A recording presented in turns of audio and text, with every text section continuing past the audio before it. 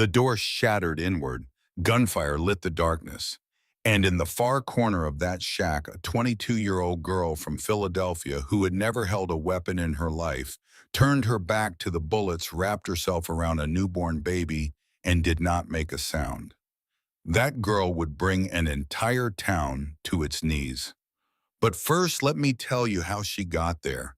They called it a joke. The men of power in Bitter Creek thought themselves mighty clever.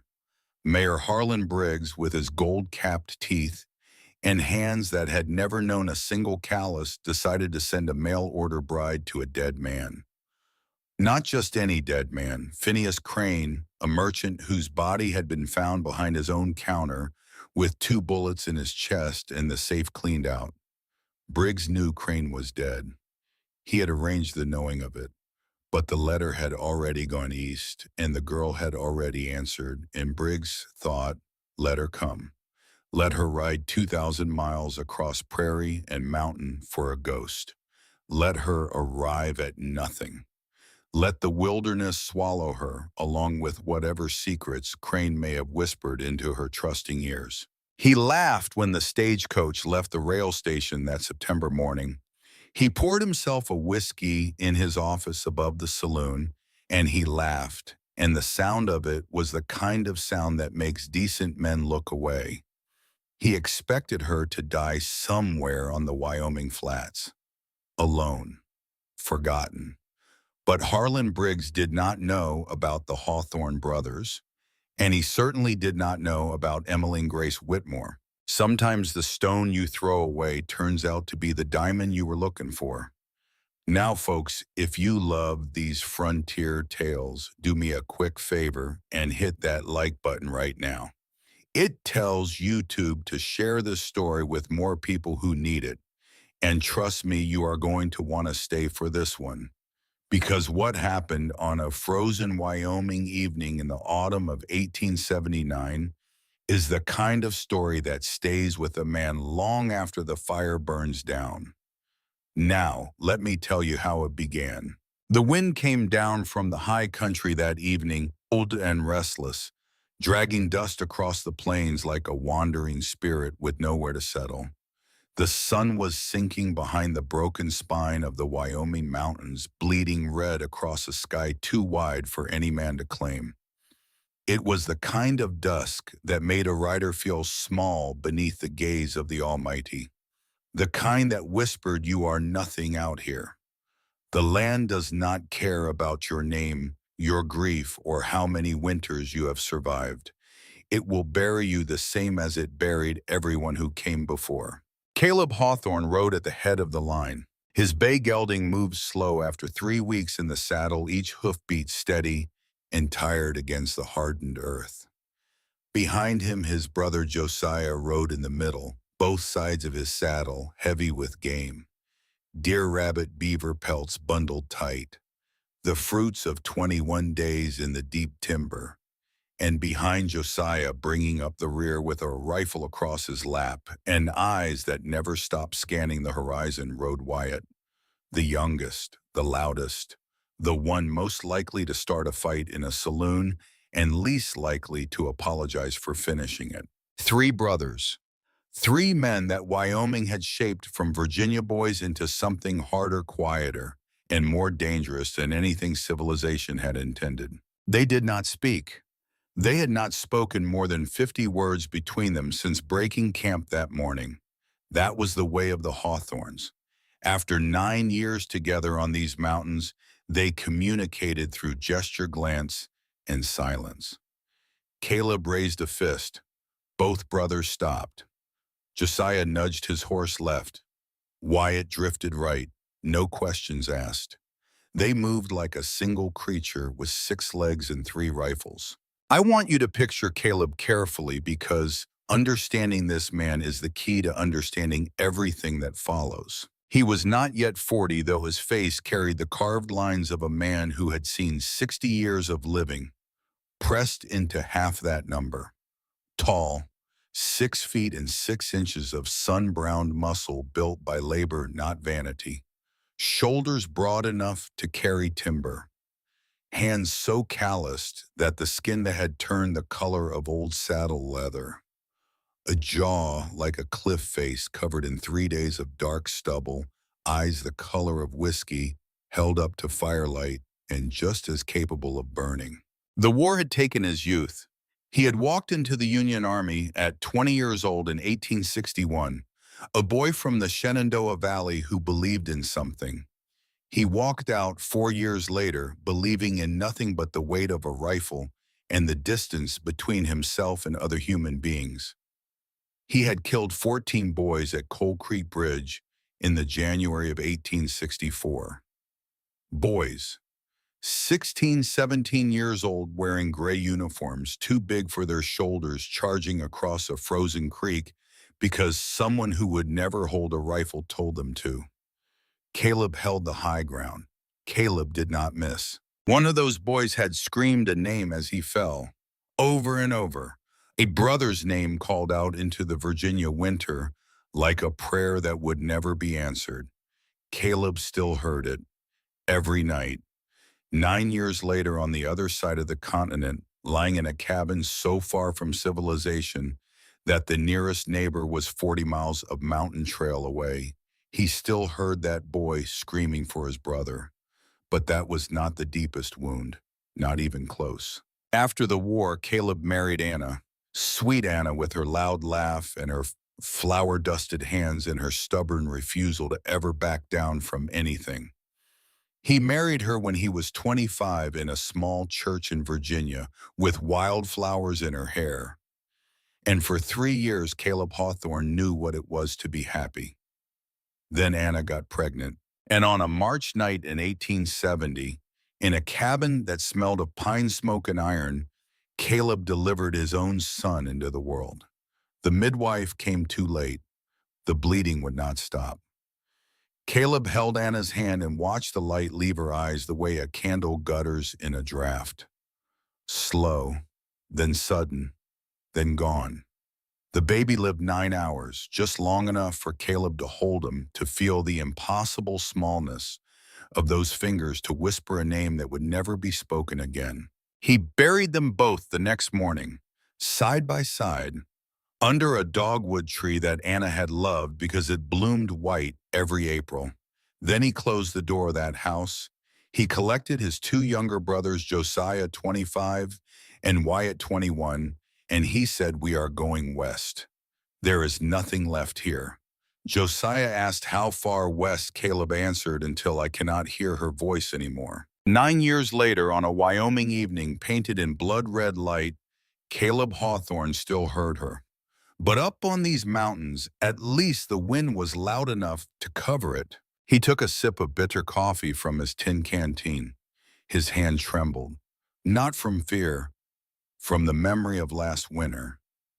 The fever had taken him in January when Josiah and Wyatt were 3 days south trading pelts in Cheyenne. 10 days Caleb lay on the cabin floor, burning and freezing by turns, watching the firelight dance on the ceiling, and wondering if this was how it ended. Not in battle, not in a blizzard, just a man alone in a room with nobody coming and nobody knowing and nobody to close his eyes when they finally stopped seeing. He survived, by the grace of God, in a body made of iron. But the morning he managed to stand, he caught his reflection in the creek water and saw an old man staring back. His knees popped when he stood up now. He did not comment on it anymore. He could not do another winter alone, but he did not know how to change the only life he understood. The wind shifted. Caleb heard it before his brothers did. A sound so thin it was almost nothing, carried between gusts, swallowed by the open land, then returned. Like the earth itself was trying to tell him something. Not a coyote, not a fox, human. A woman's voice stretched tight with pain. Caleb pulled the reins. The gelding stopped and lifted its head, ears pricking forward. Behind him, Josiah's horse did the same. Even Wyatt's Mustang, a creature as temperamental as its rider, went still. They listened. The wind pushed hard from the northwest, cold and sharp with the smell of coming snow. And beneath it, threaded through the silence like a needle through cloth, the cry came again. Josiah spoke first. "That is no animal." Wyatt's hand went to his revolver. "Could be a trap." Comanche used crying sounds to draw soldiers out of cover in the old days. Caleb said nothing. He swung down from the saddle boots hitting packed earth and began walking toward the line of cottonwood trees that marked a creek bed a short distance off. The sound had come from there.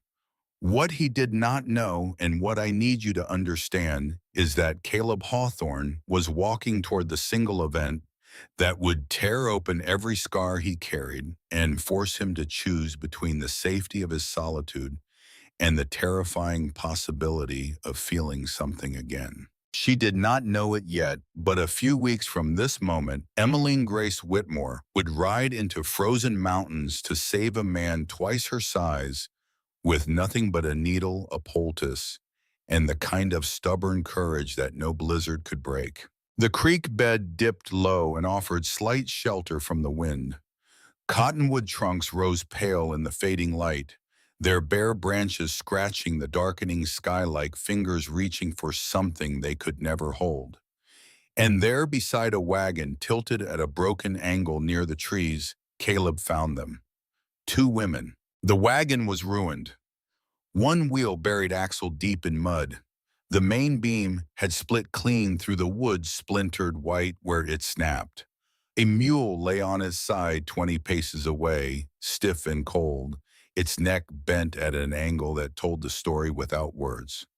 Beside the wagon, scattered in the mud and brown grass, lay the contents of two small lives. A carpet bag with its mouth open, a shawl, a tin pot, and a book with a green cover face down in the dirt. The first woman knelt in the shelter of the wagon's tilted side. Young. So young it stopped Caleb's breath for a half second. She could not have been more than 22 summers. She wore a deep crimson red dress, the kind a city woman might wear to travel in. The bodice fitted the skirt full, the fabric rich even under layers of dust and something darker. Blood. A stain spreading from her left side where she pressed a wadded cloth against her hip with one hand. Her other hand held a small knife, the blade no longer than a finger, pointed directly at Caleb's chest. Her face was pale as paper. Honey blonde hair stuck to her temples with sweat. But her eyes, Lord, her eyes were something else. Cornflower blue, bright and fierce and absolutely, completely awake. Not the eyes of a woman waiting to be saved. The eyes of a woman who had been saving herself all day and was not about to stop now. "Stay back," she said. Behind her, half hidden in shadow, lay the second woman. Younger still, 19 at most, with dark hair matted to a face flushed deep red.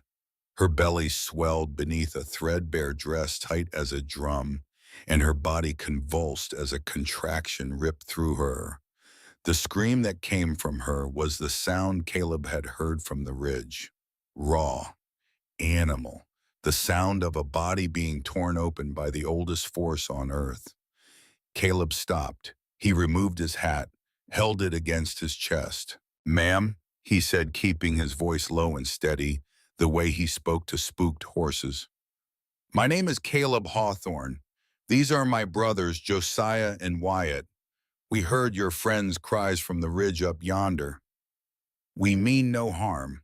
The woman with the knife studied him, studied Josiah, who had appeared at Caleb's shoulder with his hands raised, palms out, studied Wyatt, who stood at the tree line with both revolvers drawn, scanning the darkness behind them, not even looking at the women, because his job was to watch for whatever had put them here. Another contraction seized the pregnant woman, and she folded inward with a cry that seemed to rip free from the center of her being. The blonde woman's eyes flickered.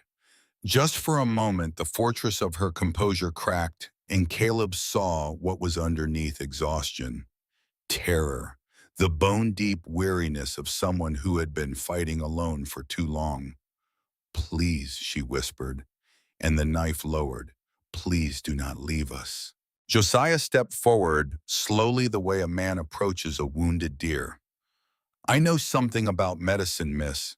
I am not a doctor, but I have tended wounds and fevers on this frontier for years. Let me help." The woman looked into Josiah's eyes. Something in them, the warmth, the steadiness, the absolute absence of threat, made her decide. She dropped the knife into the dirt. "She has been like this since morning," she said, and her voice was clear despite everything. Controlled. The voice of a woman accustomed to bearing things silently. "All day, lone. I did not know what to do." "And you, Josiah said, his gaze falling to the bloody cloth at her hip. "What happened to you?" "Bandits," she said. "3 of them. They attacked our wagon at dawn, killed our driver. I fought one off." A pause, the ghost of something hard crossed her face. "I stabbed him in the arm with my father's letter knife. He cut me before he fell off the wagon. I drove the mule hard, but the axle broke coming down the slope. The mule snapped its leg and died." She swallowed. "Since then, we have been here." Caleb looked at the broken wagon, at the dead mule, at the scattered belongings of 2 women who had been traveling through the most unforgiving landscape in America with nothing but a knife the size of a finger and whatever courage God gave them. "What is your name?" he asked. "Emmeline," she said. "Emmeline Whitmore. And this is Retta Porter. Her husband died of fever in Missouri 3 months ago. We were traveling together to Oregon." Wyatt's voice came sharp from the tree line. "If bandits hit them at dawn, they could be close. I found tracks heading north. 3 riders. They will circle back by morning." Caleb knelt beside Retta. The young widow's eyes were glazed with pain, her fingers gripping the wagon frame until her knuckles went white. He had seen this before. He had seen this exactly once before in a cabin far east of here, in a life that had burned away like morning fog. "How far along?" he asked Emmeline. 9 months. She was due any day. The journey, the attack, it must have started the labor. Josiah was already rolling his sleeves up, already pulling supplies from his saddlebag, clean cloth, a flask of whiskey for disinfecting dried yarrow packed in a leather pouch. He checked Retta with quick, competent hands. Then he looked at Caleb, and the look on his face said everything. "She is close, Caleb, very close. I have never delivered a baby, but you have." The words landed like stones dropped into still water. Caleb did not move. For 3 seconds, maybe 4, he was not in a creek bed in Wyoming. He was in a cabin in Virginia. March 1870. Blood on his hands. Anna's face going white. The sound that haunted him worse than Cold Creek Bridge. Worse than anything the war had thrown at him. The silence after his son stopped breathing. Emmeline Whitmore saw it happen. She did not know what caused it, not yet. But she saw this enormous man, this mountain of leather and muscle and quiet authority freeze in place as if something inside him had cracked. And she did the bravest thing Caleb Hawthorne had ever witnessed. She looked him straight in the eye, this girl half his size and half his age, bleeding from her own wound, kneeling in the dirt beside her dying friend. And she said, "Mr. Hawthorne, she is dying. Whatever happened before, it is not happening now. Come back to us." Her voice cut through the fog like a blade. Blue eyes met amber. And Caleb Hawthorne, who had not let another human being tell him what to do in 9 years, came back. He rolled his sleeves, he steadied his hands. "Josiah, hold her steady. Miss Whitmore, I need you beside me. When the pain comes, you tell her to breathe deep. When her body tells her to push, she pushes. I will do the rest." And so on a frozen Wyoming evening, under a sky turning from red to violet, beside a broken wagon in a creek bed where cottonwood trees stood watch like silent witnesses, Caleb Hawthorne delivered a child into the world for the second time in his life. Retta bore down with the strength born from fear and stubborn will.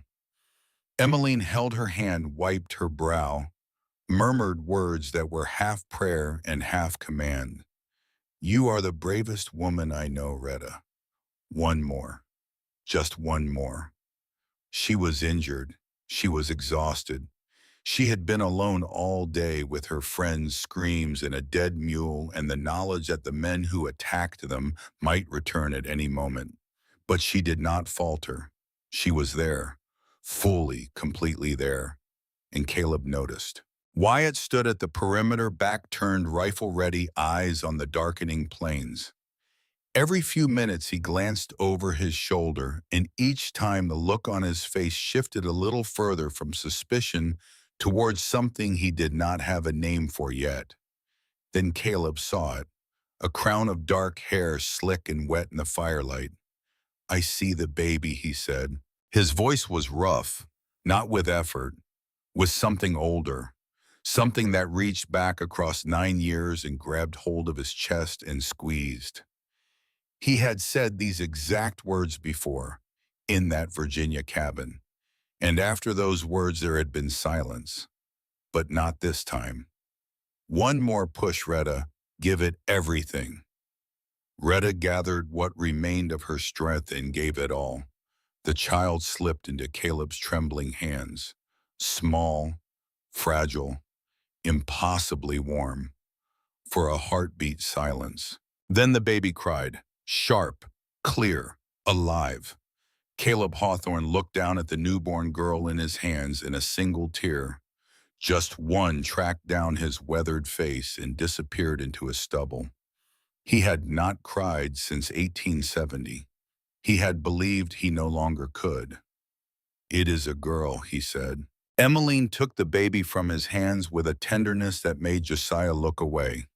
She wrapped the child in a fur-lined coat from Josiah's pack and placed her gently against Retta's chest. Mother and child skin to skin, breathing together for the first time.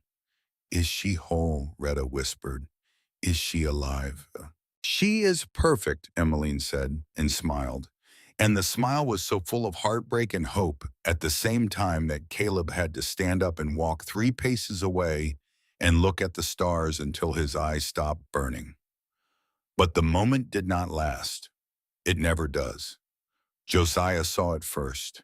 His face changed, the warmth dropping away, replaced by something clinical and urgent. "Caleb," his voice was low, just loud enough. "Too much blood." Caleb turned. The ground beneath Retta was dark, darker than the night creeping in, spreading. He knew. God help him, he knew exactly what that meant. He had watched it happen in a Virginia cabin while he held Anna's hand and begged to God he was no longer sure existed to let her stay. Josiah worked fast. Yarrow poultice pressed firm against the wound, strips of clean cloth torn and tied, whiskey dabbed to prevent infection. He murmured instructions to Emmeline, who followed each one with precision that surprised him. She knew how to apply pressure. She knew how to check for pulse. She knew the difference between arterial blood and the other kind. "Where did you learn this?" Josiah asked her, even as his hands worked. "My father was sick for 2 years before he died," Emmeline said, pressing cloth against Retta's wound with both hands. "I cared for him every day, changed his bandages, boiled his medicines, learned to read a fever before it read me." Josiah looked at Caleb. Something passed between the brothers. A recognition. This woman was not what she appeared. But the bleeding would not stop. Retta's face had gone the color of milk poured on snow. Her breathing grew shallow, rapid, then slow, then shallow again. The baby began to cry, hungry and insistent, instinct rising above everything else. "Help me," Retta murmured. And Emmeline guided the infant to her mother's chest, and for a moment something like peace settled between them. The child's cries softened into quiet rhythm. The firelight painted them in gold against the vast dark. It was the most beautiful thing Caleb had ever seen, and the most terrible, because he recognized it for what it was. A goodbye. Retta knew, the way the dying always know before anyone tells them. She found Emmeline's hand with fingers that had no strength left in them. Promise me, do not talk like that. You are going to Oregon with me. I am not going anywhere, Emmy. Retta's eyes drifted to the baby. She needs a mother. You are her mother now. Retta, no. Promise me. Retta's grip tightened one last time. Then she whispered something else. Something that would prove to be the most important words spoken on that Wyoming evening. They were not just bandits, Emmy. The leader, the one with the burn scar on his neck. He kept asking about Phineas Crane, about a strong box. He said Crane cheated his boss, someone in Bitter Creek, someone important. Emmeline leaned close. Who in Bitter Creek? But Retta's eyes were closing. Her voice was almost gone. Be careful. That man, your Phineas Crane, I do not think he was what his letters said. Then she looked at Caleb, the stranger, the mountain man with the weathered face and the whiskey-colored eyes who had brought her daughter into the world. Thank you, she breathed, for being here when she came. Caleb nodded. He could not speak. Retta Porter closed her eyes. Her breathing gentled to a whisper, then to nothing, like a candle flame in a draft. Slow, sudden, gone. Josiah checked her pulse. He held two fingers against the pale skin of her wrist for a long time, longer than was necessary. Then he shook his head. Silence. Only the wind, the fire, and the tiny, insistent crying of a baby searching for warmth that was no longer there. Emmeline Whitmore did not collapse. She did not scream. She did not do any of the things that Caleb expected a 22-year-old girl from Philadelphia to do when death sat down beside her in a creek bed in Wyoming. She picked up the baby. She held her close. She stood up. It cost her. The wound on her hip bled fresh, and her legs shook, and the color left her face. But she stood. Her name is Anna Hope, she said, and the world stopped. Caleb heard the name and felt the ground shift beneath him. Anna, his wife's name, his dead wife's name, spoken by a stranger who did not know and could not have known. The name arrived in the cold air like a hand reaching out from 9 years in the grave to touch his face. Josiah saw it, the look on his brother's face, something beyond surprise, beyond pain, something that looked almost like recognition, as if the universe had just whispered a message that Caleb was not ready to hear. He almost said something. He did not. Wyatt appeared from the darkness, his face hard. We need to move. The tracks I found are fresh. 3 riders heading north, but they split from the main trail. They know the wagon went down. They will circle back by sunrise. Caleb looked at the full picture. Retta was dead. Emmeline was wounded. A newborn baby needed warmth and milk. The wagon was destroyed. The mule was stiff in death. Bandits would return. And to the north, clouds were building thick and low, carrying the sharp scent of snow, though it was still early autumn. Wyoming did not wait for calendars. We bury her, Caleb said. Then we ride south to Bitter Creek. Wyatt stepped forward. This was the moment Caleb had anticipated since they found the women. We do not know these people, Caleb. Wyatt's voice was controlled, but there was an edge beneath it like a blade hidden in cloth. She brought trouble with her. Those bandits were after something, and wherever she goes, they follow. This is not our fight. She is hurt. There is a baby. We are not leaving them. I am not saying leave them. I am saying drop them at the first settlement and ride home. We have our own cabin, our own traps, our own lives. Every mile we ride with her is a mile closer to someone else's war. Josiah spoke softly the way he always did when Wyatt's temper ran hot. Wyatt, look at her. All three brothers looked. Emmeline sat beside the place where they would bury Retta holding baby Anna Hope, against her chest, silent.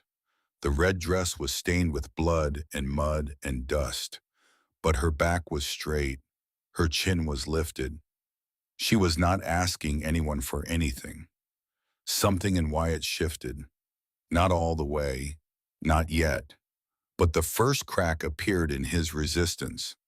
Fine, he said, but when trouble comes, and it will, I get to say I told you so. They buried Retta Porter by firelight in the soft earth, beside the creek beneath a cottonwood tree that would bloom white in spring, though she would never see it. Caleb read from his Bible the 23rd Psalm, his deep voice carrying across the dark water. Josiah fashioned a cross from wagon planks and pressed it into the soil. Wyatt stood back, arms crossed, jaw tight, looking at nothing in particular. But Caleb noticed that his youngest brother's eyes were not dry. Emmeline spoke last. You were the bravest girl in Missouri, Retta Porter. Your daughter will know that. I swear it. Then she turned to Caleb. How far to Bitter Creek? A day's hard ride, maybe more with the storm coming. Then we should go. No tears, no trembling, just the cold arithmetic of survival. Josiah stitched Emmeline's wound by firelight, while Caleb prepared the horses. She did not cry out. She bit down on a strip of leather and breathed through her nose and kept her eyes open, watching Josiah's hands, learning his technique, the way she had learned everything in her life, by paying attention when nobody expected her to. When it was done, Josiah said, the wound is holding, but infection is starting. The skin is red and warm. She needs carbolic acid, clean bandages, and a proper bed. We have maybe a day before fever sets in. Another clock, ticking. Caleb lifted Emmeline onto his horse. She was light, lighter than he expected, and he almost lost his balance because he had braced for a weight that was not there. His arm went around her waist to steady her. For one breath, her face was close to his. Cornflower held steady against whiskey gold in the near dark. Something passed between them that neither understood and neither named. Then baby Anna Hope cried, and the moment broke like ice on a spring river. They rode. Three brothers and a stranger heading south through the Wyoming dark, with a newborn baby and a dead woman's grave behind them, and a storm gathering above them, and bandits somewhere in the night who would not stay gone forever. Caleb held Emmeline steady with one arm. The baby was nested between them, warm against two heartbeats. The wind pushed hard from the north, carrying the first sting of sleet. Josiah rode close, his own shoulder aching from the tension of the day, watching the baby, checking Emmeline's pallor each time they passed through a patch of moonlight. Wyatt rode rear, silent now, his eyes fixed on the darkness behind them, one hand on his revolver, the other guiding his horse by instinct alone. They had covered perhaps 3 miles when Caleb spotted the figures. 3 riders, cresting a low rise to the east, silhouettes against the bruise-colored sky. He slowed. Josiah. I see them. Wyatt materialized alongside both revolvers already drawn. The 3 brothers formed their triangle without a word spoken. Emmeline felt the shift, the sudden tension in Caleb's arm, the way his body went from tired to alert in the space between one heartbeat and the next. The riders approached, dust-stained coats, rifles slung easy across their saddles, hard eyes that weighed and measured and calculated.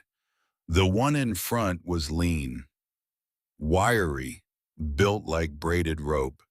His face was narrow and weathered, and a burn scar crawled from his left ear down to the collar of his coat, livid and pink in the cold light. His eyes were gray, not the soft gray of morning fog, the gray of gunmetal, of tombstones. Silas Crandall. Afternoon, Crandall said, though the sun was long gone. He smiled, and the smile did not come within a mile of his eyes. Caleb nodded once. We are heading south. I can see that. Crandall's gaze moved past Caleb, settled on Emmeline, on the red dress, on the blood. That looks like the woman from the wagon this morning, the one who stuck Dutch with a blade no bigger than a sewing needle. Emmeline met his stare. Her voice was steady as stone. Your man tried to kill us. I defended myself. Something flickered in Crandall's expression. Not anger, something closer to interest. Spirited. Crane had taste, I will give him that. Then his gaze moved back to Caleb and stopped. The gray eyes narrowed, the head tilted. The way a wolf tilts its head when it catches a scent it recognizes from a long time ago. Do I know you? No, Caleb said. Crandall studied him. There is something about your face, friend, something old, something that tugs at a thread in the back of my mind. He paused. No matter. The woman has something that belongs to my employer. A letter, a strong box, some piece of Phineas Crane's business that was supposed to die with him. There is no strong box, Caleb said. There is no letter. She is a mail-order bride carrying a carpet bag and a book. Right on. Wyatt spoke, and his voice held the lazy menace of a man who has calculated the geometry of 3 targets and found it within his capability. There are 3 of you and 3 of us. The difference, friend, is that we are not afraid to die. Are you? Silence, wind, snow beginning to fall, light and sharp as needles. Baby Anna Hope let out a thin cry, and the sound carried across the empty ground between the 2 groups like a question nobody could answer. Crandall heard the baby cry, and for the span of one breath, something crossed his face that was almost human, almost soft. A memory, perhaps, a fragment of something from before the scar and the gun and the long years of hunting other men's debts. Then it was gone. Your funeral, Crandall said. He turned his horse north, but just before the storm swallowed him, he called back through the thickening snow. I remember now, Hawthorne. I will remember. And then they were gone. 3 shapes dissolving into white. Caleb did not breathe fully until the sound of their hooves faded to nothing. Behind him, Emmeline was rigid. Her voice came quiet and controlled. He said he knows you. The war was a long time ago. Caleb, what happened at Coal Creek Bridge? He did not answer. He urged the horse forward into the storm toward whatever waited in the dark. But Emmeline filed the question away. She was a teacher's daughter. She collected questions the way other women collected recipes, and she never forgot to come back for the answers. The snow fell harder. The wind rose to a howl. Within 30 minutes, the world had disappeared. No horizon, no landmark, no direction but instinct and the faint memory of the land that Caleb carried in his bones after 9 years of riding it. Then through the white chaos, a shape, a line of telegraph poles cutting across the plains like a path drawn by man's stubborn will. And beyond them, barely visible, a small structure of rough timber. A signal station abandoned for winter, 4 walls and a crooked stovepipe. It would do. Caleb kicked the door open. The interior was bare. A broken chair, a rusted stove, the smell of mouse droppings and old wood, but out of the wind, out of the killing cold. He settled Emmeline against the far wall. Josiah coaxed fire from the stove using splintered boards pried from the broken chair. Smoke filled the small space before drawing up through the pipe. Warmth came slow but certain. Wyatt brought the horses into the lee of the building and fed them the last of the dried grass from his pack. Outside, the storm raged like a living thing.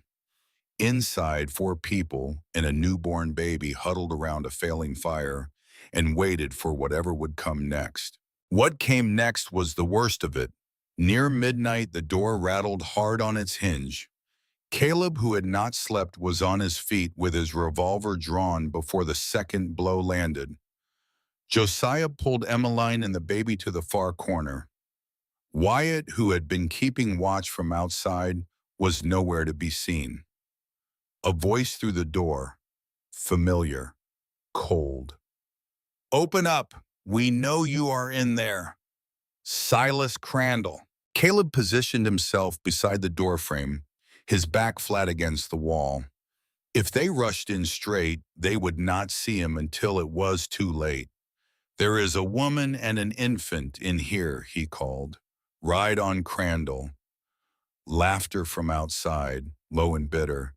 "So it is you. I spent all night trying to remember." Cold Creek Bridge, January 1864. My brother bled out in the snow, screaming my name, and you put a bullet in him like he was nothing. A silence followed that statement, the kind of silence that has weight, that presses down on the chest and makes breathing difficult. "He was a soldier," Caleb said. "So was I. The war is over." "Not for me." The door shattered inward under a boot. Dutch, the one Emmeline had stabbed that morning, came through first, his good arm swinging a rifle butt. He never saw Caleb. The revolver fired once in the tight space, deafening as a cannon, and Dutch fell before his boots cleared the threshold. Gunfire erupted from outside. Bullets punched through the thin timber walls. The shack filled with smoke and the bitter scent of powder. Caleb fired toward the doorway once, twice, forcing them back. Then from outside, a different sound. Wyatt's revolvers. Both of them, barking in rapid succession from a position behind the attackers. Pike, the silent one, screamed as a bullet found his shoulder. He stumbled into the storm, bleeding, and vanished. Crandall's voice ragged now. "This is not finished, Hawthorne. Cold Creek Bridge is not finished.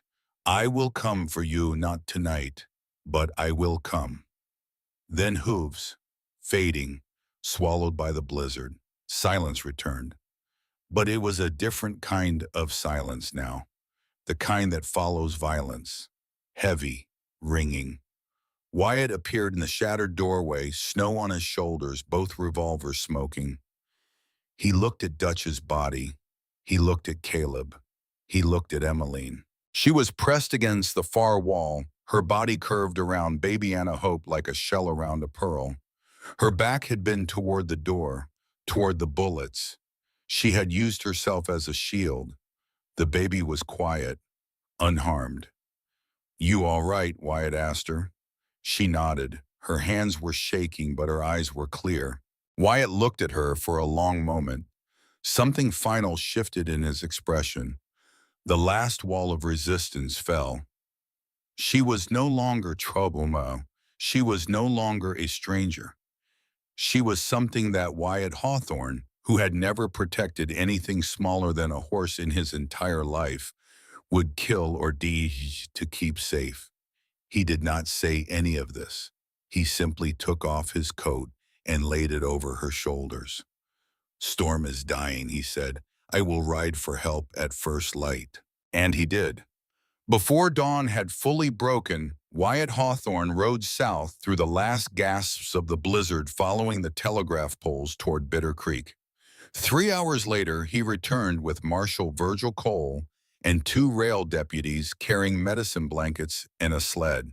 Cole surveyed the scene, Dutch dead in the doorway, the shack riddled with bullet holes, a young woman with a wound in her side holding a 2-day-old baby, 3 mountain men who looked like they had crawled out of the wilderness itself. Crandall's gang, Cole said. We have been hunting them along the rail line for months. He looked at Caleb. You people are lucky to be alive. Luck had nothing to do with it, Wyatt said. He was looking at Emmeline when he said it. They rode for Bitter Creek as the sun broke clean and golden over a world remade in white. The storm had passed, the sky stretched blue and enormous overhead. Snow covered everything, and the light that bounced off it was so bright it hurt the eyes. Emmeline sat before Caleb on the horse, his arms steady around her. Baby Anna Hope slept between them, warm against two heartbeats that had begun without either owner's permission to fall into the same rhythm. Bitter Creek appeared through the morning glare, a small town built around a rail spur, a handful of wooden buildings, a saloon with a crooked sign, a church with a bell tower, a livery stable burned to its foundations last spring, nothing left but charred beams and cracked stone. And the Caldwell boarding house, the largest structure in town, 2 stories of whitewashed wood with a wide porch and lace curtains in the windows. Mrs. Agnes Caldwell opened her door before they reached it. She was a broad woman with iron gray hair, pinned tight, hands hardened by 30 years of milking cows and kneading bread, and eyes that had seen enough trouble to never be surprised by it again. Get them inside, she ordered. Now. And warmth swallowed them. Real warmth. The kind that settles into bone and marrow and drives out the memory of cold. The boarding house smelled of pine wood and fresh bread and lye soap. It smelled like civilization, like safety, like something Emmeline had not known since leaving Philadelphia. She was laid in a proper bed, clean linens, hot water, a basin. Mrs. Caldwell examined the wound with practiced hands and said to Josiah, "You did well, boy." The yarrow poultice slowed the infection. Another few hours and the blood poisoning would have taken her. She applied carbolic acid, real medicine brought in on the supply train, and Emmeline bit down hard and did not make a sound. Baby Anna Hope was taken to Nettie Garrett, the blacksmith's wife who had given birth 3 weeks prior and had milk to spare. For the first time, the child was properly nourished. She drank greedily, and Nettie smiled down at her and said, "This one is a fighter, born in a storm and still hollering. That is a sign of something." The 3 Hawthorne brothers stood in the parlor of the boarding house, 3 enormous men in a room built for lace doilies and china plates, looking as out of place as wolves at a tea party. Caleb stood near the door, hat in his hands, ready to leave at any moment. Josiah sat in a chair too small for him, hands between his knees, exhaustion written across his face. Wyatt leaned against the wall with his arms crossed, his eyes still scanning the room, as if expecting the walls themselves to produce a threat. Mrs. Caldwell brought 3 bowls of beef stew, thick and steaming, with sourdough bread and black coffee. The brothers ate without speaking, the silence of men too hungry for words. Mrs. Caldwell watched them with the expression of a woman who had raised sons and buried a husband and understood that feeding people was the closest thing to prayer that existed on this earth. "The Hawthorne brothers," she said when they had finished. "I have heard of you. You trade furs at Jensen's store twice a year. Never stay more than 1 night. Never speak a word beyond what is necessary." "We value our privacy," Caleb said. Mrs. Caldwell picked up her teacup, took a slow sip, set it down. "Privacy and isolation are not the same thing, Mr. Hawthorne. One is a choice, the other is a prison." Caleb did not answer, but the words landed somewhere deep inside him, in the place where Anna's name still echoed, where baby Anna Hope's name had struck like a bell, where Emmeline Whitmore's blue eyes had looked into his and said, "Come back to us." Winter always ends, he thought, but what you build in the cold that lasts forever. He did not know yet where the thought had come from. He did not know that it would become the most important sentence of his life. Outside the boarding house window, the snow glittered under clean morning light. The plains stretched endless and white, and somewhere to the north, Silas Crandall rode with a bullet wound and a memory that would not rest, and a debt he believed could only be paid in blood. And somewhere in this very town, behind a polished desk in an office above the saloon, Mayor Harlan Briggs sat with a glass of whiskey and stared at the wall and thought about a girl in a red dress who should have died on the Wyoming flats but did not. He would need to deal with that soon. The first week in Bitter Creek passed the way snow melts in March, slowly, then all at once.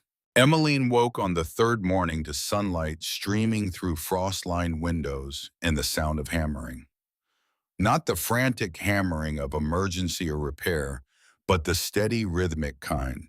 The kind that says someone is building something. Someone has decided to stay long enough to make a mark on the earth. She pushed herself upright in the narrow bed. The wound on her hip pulled a dull ache that reminded her with each breath that she was unsafe and that being alive sometimes costs something.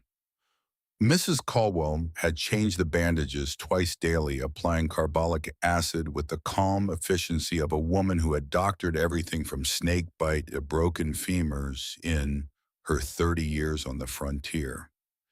The infection was retreating, the redness fading, but Emmeline would carry that scar for the rest of her life, a thin white line across her left hip, shaped like a crescent moon, the signature of a man named Dutch, who would never sign anything again. She went to the window. Below in the yard where the old livery stable had burned to its skeleton last spring, 3 men worked. Caleb Hawthorne stood at the center of it, stripped to his shirt sleeves, despite the cold, swinging a splitting maul into a hickory log with a force that made the ground tremble. Each stroke landed exactly where he intended. The wood parted clean, falling in 2 halves that steamed faintly in the morning air. His shoulders rolled with the motion, the muscles of his back visible through the thin cotton, working in a rhythm as old as labor itself. Josiah crouched nearby with a draw knife in his hands, shaving a beam smooth with long, even strokes. Curls of pale wood fell around his boots. He worked with the patience of a man who understood that the difference between a good joint and a bad one was measured in fractions of an inch, and that cutting corners in November meant frozen horses in January. Wyatt stood on the frame they had already raised, balanced on a crossbeam 6 feet off the ground, driving nails with a forge hammer. Each blow rang out clean and sharp against the morning quiet. He worked without gloves. His knuckles were split and bleeding in 3 places. He did not seem to notice. Emmeline watched them for a long time. She watched the way they moved around each other without speaking, passing tools by instinct, shifting positions as if choreographed by some invisible hand. She watched Caleb pause between swings to wipe his brow and look up at the sky, reading the clouds, the way a scholar reads a page, calculating how many hours of dry weather remained. She watched him resume the work, and with that quiet sadness, she was beginning to recognize the sadness of a man who builds beautifully but does not believe he deserves to live inside what he creates. Folks, I want you to understand something about this moment, because it seems small. A woman at a window watching a man chop wood. But this is where the story turns, not with a gunshot or a blizzard or a villain's scheme. It turns here in the silence between heartbeats, when Emmeline Grace Whitmore looks down at Caleb Hawthorne and thinks, I have never seen anyone that strong look that lonely. And that thought was more dangerous than any bandit on the Wyoming plains. By the end of the first week, the livery frame was up. 4 walls of Wyoming pine squared and notched, and fitted by hands that knew wood the way a preacher knows scripture. By the end of the second week, the roof was on. Cedar shingles split by Caleb himself using a froen mallet, each one tapped into place with a precision that made old man Jensen at the general store shake his head and mutter to his wife, "Caleb Hawthorne has not stayed in Bitter Creek longer than one night in 9 years. Now he is building a barn. If that is not a sign of the end times, I do not know what is." His wife looked out of the window at the boarding house porch where a young woman with honey blonde hair sat reading aloud to 5 children. "It is not the end times, Harold," she said. "It is a woman in a red dress." Emmeline had found her purpose within days. There were 5 children in Bitter Creek ranging from 4 to 11, and not a single one of them could read. There was no school, no teacher. No one had thought it necessary because in a town built around a rail spur and a saloon, what use was Shakespeare to a child who needed to know how to shoe a horse? But Emmeline Whitmore was the daughter of Edward Whitmore, schoolteacher, and Catherine Whitmore, the woman who had taught her to read before she could tie her own laces. Education was not a luxury to Emmeline, it was oxygen, and these children were suffocating. She began on the boarding house porch with a battered copy of Robinson Crusoe that Mrs. Caldwell found in a trunk. 5 faces looked up at her, dirty and skeptical, and secretly hungry for something they could not name. Emmeline read the first chapter aloud. By the 3rd page, the skepticism was gone. By the end of the chapter, the smallest child, a girl named Polly with braids and no front teeth, had climbed into Emmeline's lap and fallen asleep with her thumb in her mouth. Within a week, there were 8 children. Within 2 weeks, 12. Mothers from the surrounding cattle ranches rode in specifically for the reading hours. Lingering on the porch with coffee cups, watching this city woman, with her elegant vowels and her patient hands, turn their wild frontier children into something quieter. Something that sat still and listened and asked questions that had answers beyond "because I said so." Mrs. Caldwell watched from the kitchen window and smiled. It was the first time anyone in Bitter Creek had seen Agnes Caldwell smile since her husband Franklin was kicked by a draft horse 12 years ago and buried in the plot behind the church. "This town needs a teacher more than it needs a livery," she said softly to herself. "But I suppose we will take both." Emmeline also helped Mrs. Caldwell with the boarding house accounts. This was where her father's gift showed itself in a different form. Edward Whitmore had taught mathematics as well as literature, and his daughter could add a column of figures faster than most men could count to 10. She sat at the kitchen table with Mrs. Caldwell's ledger, a pencil behind her ear, and ran through 3 months of expenses in an hour. And she found something. Not immediately, not on the first pass, but on the second review a pattern emerged. The cost of building materials purchased for town repairs. Lumber nails, hinges, glass, all bought through Jensen's general store at prices approved by the mayor's office. Prices that were 40 to 60% higher than the standard wholesale rates listed in the Cheyenne Supply catalog that came on last month's train. Emmeline stared at the numbers. She checked them twice, 3 times. The overcharges were consistent. Month after month, someone was inflating the prices and pocketing the difference, and every receipt bore the same approval stamp, Office of the Mayor, Bitter Creek, Wyoming Territory. She closed the ledger. She did not say anything. Not yet. Instead, she found a small notebook in her carpet bag, the kind her father used for grading, and she began to write. 3 days after the livery frame went up, Mayor Harlan Briggs came to call. He arrived at the boarding house at precisely 10 in the morning, which in itself was unusual because Harlan Briggs was not a man who visited people. People visited him. He held court in his office above the saloon, a room furnished with a mahogany desk imported from St. Louis, a leather chair, and a portrait of himself that made him look 15 years younger and 30 pounds lighter. He was 55 years old with silver hair swept back from a high forehead, a smile that showed too many teeth and hands that were soft as a child's. He wore a black vest over a pressed white shirt, a silk cravat, and boots that had never seen mud. In a town where every man's hands told the story of his labor, Harlan Briggs's hands told a different story entirely. He entered the boarding house parlor with the easy confidence of a man accustomed to owning every room he walked into. "Miss Whitmore," he said, extending his hand. "Harlan Briggs, mayor of Bitter Creek. I heard about your terrible ordeal on the road. Please accept my deepest sympathies." Emmeline took his hand. His grip was firm, but his skin was smooth, and something about the contrast made her think of her Uncle Robert in Philadelphia, the lawyer who had stolen her father's house.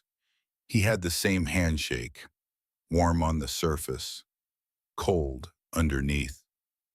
"Thank you, Mayor. That is kind of you." Briggs settled into the best chair without being invited. Bahuabanabdans. He crossed his legs. He surveyed the room the way a landlord surveys a property assessing value. "Phineas Crane," he said, and the name landed in the room like a stone dropped in still water. "He was a business associate of mine, a good man. His death was a tragedy. A robbery," the sheriff said. He paused. "I understand you were traveling to Oregon to be his bride." "I was." "And you had no knowledge of his passing before you departed?" "None." Briggs nodded slowly. Then, with the careful casualness of a man who has rehearsed his next words, "Phineas, did he send anything with your documents, perhaps? A strong box? Any item of business significance?" The question hit Emmeline like cold water, because she had heard it before, in a different voice, on a different morning, from a man with a burn scar on his neck who had killed her driver and slashed her side. The same question, the same words. Strongbox. She kept her face still, a skill learned from years of teaching rich children who mocked her poverty from standing in drawing rooms where she was treated as furniture from watching her father die slowly while her uncle counted the days until he could claim the house. "No," she said. "I brought only my clothes and a few personal items." Briggs studied her. His smile remained, but behind his eyes, calculations turned like gears in a clock. "Of course," he said. "Well, if you find anything among your belongings that seems connected to Phineas's business affairs, I would consider it a personal favor if you brought it to my attention. For the settling of his estate, you understand." "I understand perfectly, Mayor Briggs." He left. The front door closed with a soft click. Mrs. Caldwell appeared from the kitchen, drying her hands on a towel. She had been listening. Of course she had been listening. Agnes Caldwell had not survived 30 years in Bitter Creek by failing to listen when powerful men asked quiet questions. "Be careful with that one child," she said. "Harlan Briggs does not come calling without a reason, and his reasons never benefit anyone but Harlan Briggs." Emily nodded, but inside a voice was speaking clearly. The voice of the girl who had survived. Philadelphia survived. The road survived a knife wound and a blizzard and the death of her only friend. He used the word strongbox, the exact word the bandit used. "And I have never mentioned a strongbox to anyone in Bitter Creek." She opened her notebook, she wrote the date, and she kept writing. "Now I need you to understand what was happening in Caleb Hawthorne's chest during these weeks, because the man himself would never tell you. He would sooner chew gravel than speak about feelings. But I am telling this story, and I owe you the truth." Every morning, Caleb rose before dawn and walked from the small room above the livery where he slept to the well behind the boarding house. He drew water. He carried it to the kitchen door and left it there. He never knocked. He never waited for thanks. He simply left the water and went to work. Every evening after the hammering stopped and the sawdust was swept, and his shoulders ached from a day of lifting timber that most men would need two hands and a mule to move. He passed by the boarding house porch, and every evening Emmeline was there, sometimes reading to the children, sometimes sitting with baby Anna Hope in her arms wrapped in the quilt that Nettie Garrett had sewn from scraps. Sometimes just looking at the mountains, her face unreadable, the golden light of sunset turning her hair to something that hurt to look at. He never stopped walking. He tipped his hat. She nodded, that was all. But Josiah noticed. Josiah noticed everything. You could talk to her, he said one evening, as the brothers sat around a fire in the livery, eating stew from tin plates. I talked to her. You tip your hat. That is not talking, Caleb. That is what a man does to a stranger on a road. She is a stranger on a road. Josiah set down his plate.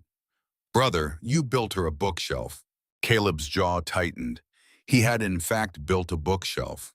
A small one. 3 shelves made from pine sanded smooth with a piece of shark skin he had traded from a peddler 2 years ago. He had built it in the pre-dawn hours when his brothers were asleep, working by lantern light, fitting the joints with the same care he gave to rifle stocks. He had placed it on the windowsill of Emmeline's room without note or explanation. The next morning he had walked past her window and seen it. His Bible, the one he had carried since Virginia, the one he had read over Retta Porter's grave, was standing on the shelf beside a green-covered book titled Jane Eyre, his book, beside her book. On the shelf he had built, he had stopped walking for 3 full seconds, which for Caleb Hawthorne was the equivalent of a lesser man falling to his knees. The bookshelf was practical, he said to Josiah. She had books on the floor. Josiah smiled into his coffee. He said nothing more. He did not need to. And that, my friends, is the part I think about most often. A man who cannot say I love you, so he builds a shelf instead. And a woman who cannot say I see you, so she puts his book beside hers. 2 people speaking in wood and paper because words are too big and too frightening and too close to the thing they both lost the last time they dared to feel it. It was Wyatt who surprised everyone. The youngest Hawthorne had stopped complaining about Emmeline within days of arriving in Bitter Creek. He had stopped calling the situation someone else's war. He had not in fact said a single negative word about Emmeline Whitmore since the night in the signal station when she curved her body around baby Anna Hope and used herself as a shield against flying bullets. But what nobody expected was what he did with the baby. It started simply. Anna Hope cried at night. Emmeline's wound made it difficult to rise quickly, and Mrs. Caldwell, though willing, was a heavy sleeper.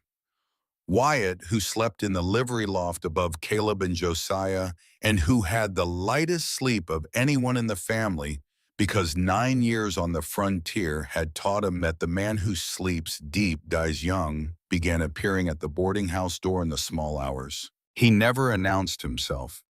He simply picked up the baby when she cried, held her against his chest, and walked.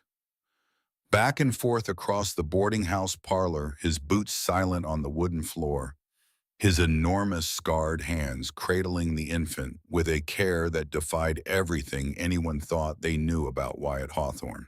And he hummed, not a song exactly, a vibration deep in his chest, a melody so old and so buried that Wyatt himself could not have named it if you asked. It was the lullaby their mother, Eleanor, had sung in the Virginia house before the fever took her when Wyatt was 8, and the world still made sense. Anna Hope always quieted, every single time. She would open her dark eyes, look up at Wyatt's scarred face, and reach one tiny hand toward his stubbled chin. And every single time, something in Wyatt's expression would change, soften, crack open, reveal a tenderness so unexpected that it was like finding a wildflower growing through a crack in solid granite. One morning before dawn, Emmeline caught him at it. She stood in the doorway of the parlor, wrapped in a shawl, and watched Wyatt Hawthorne, the gunfighter, the hothead, the man who had called her trouble on the first night, whispering to a sleeping baby. You listen to me, little one. This territory is not kind to the weak, so you are going to grow up strong. I am going to teach you to ride before you can walk. And if any boy ever makes you cry, I will make him sorry his mother brought him into this world. A pause, softer. But I will also teach you the name of every wildflower on these mountains because your Mama Retta would have wanted that. Emmeline pressed her hand against her mouth. Tears ran, but she was smiling. When Wyatt turned and saw her, his face went crimson from collar to hairline. I was checking if the fire needed wood, he said. Of course you were, Emmeline replied. And Wyatt Hawthorne smiled. A real smile. Not the sharp, challenging grin he wore in saloons. Not the bitter twist that passed for humor on the trail. A genuine, unguarded smile, rare as summer rain in Wyoming and worth twice as much. 3 weeks passed. The livery was nearly complete. Emmeline's wound had healed enough for her to walk without wincing. Baby Anna Hope was thriving, her dark hair growing thick, her lungs powerful enough to wake the whole boarding house when the mood struck her. The first real snowfall had come and gone, laying a white blanket across Bitter Creek that made the ugly little town look for a few hours almost beautiful. And then came the evening that changed everything between Caleb Hawthorne and Emmeline Whitmore. It was late, past midnight. The boarding house was dark. Emmeline had come out to the porch because sleep would not come, and the cold air helped quiet the thoughts that turned and turned in her mind like a wheel on a broken axle. Caleb was already there, standing at the rail looking at the moon over the snow-covered mountains. He did not seem surprised to see her. Perhaps he had been waiting without knowing he was waiting. They stood in silence for a while, the kind of silence that has no awkwardness in it, the kind shared by people who have survived something together and do not need words to acknowledge it. Then Caleb spoke, and what he said he had not said aloud in 9 years. My wife's name was Anna. Emmeline turned to him.